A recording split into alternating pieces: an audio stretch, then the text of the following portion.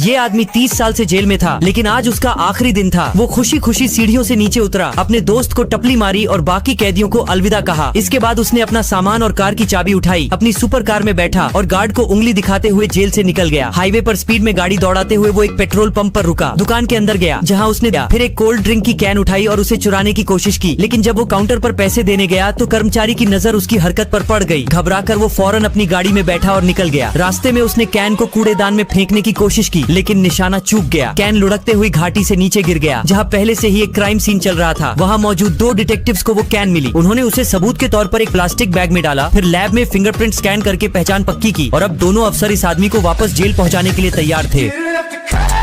ये डॉक्टर इस दादी को जिंदा कर देता है, लेकिन दादी उठने के बाद डॉक्टर के चेहरे पर मुक्का मार देती है, क्योंकि दादी को जिंदा नहीं होना था और मरने के बाद अपने पति से मिलना था। एक दिन दादी अपने पति की फोटो लेकर सो जाती है और अचानक से उनकी आत्मा उनके शरीर से अलग हो जाती है और उसी समय वहाँ पर यमराज आते हैं। दादी तुरंत ही उन्हें अपने पति की फोटो दिखाती है और कहती है कि मुझे इनके पास ले चलो। फिर यमराज दादी के हाथ को पकड़ते हैं और उन्हें अपने साथ ले जाने लगते हैं। लेकिन तभी कैसे तो एक अनजान हाथ आता है और दादी खुद को हॉस्पिटल में पाती है और पता चलता है कि दुनिया के नंबर 1 डॉक्टर ने दादी को जिंदा कर दिया है। लेकिन तभी यमराज फिर से दादी की आत्मा को ले जाने लगते हैं। डॉक्टर को तुरंत ही पता चल जाता है, इसीलिए वो अपने हाथों में ग्लव्स पहनकर दादी को एक जोर का झटका देते हैं और तभी यमराज को पता चलता है कि डॉक्टर ने फिर से दादी को जिंदा कर दिया है। अब डॉक्टर से परेशान होकर यमराज रिटायर्ड होकर यूट्यूब शॉर्ट्स देखने के लिए चले जाते हैं।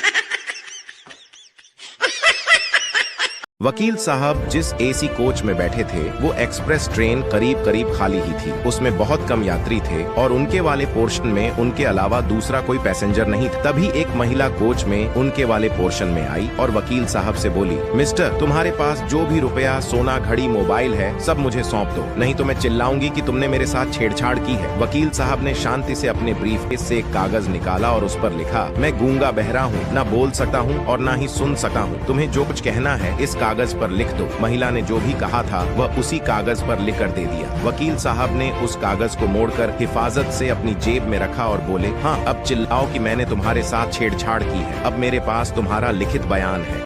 ये भगवान क्या जुल्म है। दादा दादी एक कमरे में सो रहे थे, धनिया दूसरे कमरे में सो रहा था। घर में चोर घुस गया। चोर ने देखा सब लोग सो रहे हैं और चोरी करना शुरू कर दिया। थोड़ी देर बाद चोर को शक हुआ कि कोई जगा हुआ है। उसने जाके चेक किया, दादा दादी सो रहे थे। थोड़ी देर बाद चोर ने नोटिस किया कि धनिया की आंखें खुली हुई हैं, पर धनिया कुछ बोल नहीं रहा। चोर समझ गया कि धनिया छोटा बच्चा है, डर गया होगा, इसीलिए कुछ नहीं बोल रहा। धनिया टुकुर टुकुर देख रहा था पर कुछ बोल नहीं रहा था। चोर की भी हिम्मत बढ़ गई, पूरे घर में घुस के घूम घूम के सामान चोरी करने लगा। धनिया चुपचाप सब कुछ देख रहा था। जैसे ही चोर जाने लगा, धनिया जोर जोर से चिल्लाया, दादाजी दादाजी दादी। भाई सब लोग उठ के आ गए। चोर ने जाते जाते धनिया से पूछा, अबे जब मैं चोरी कर रहा था तब तू काहे नहीं चिल्लाया बे?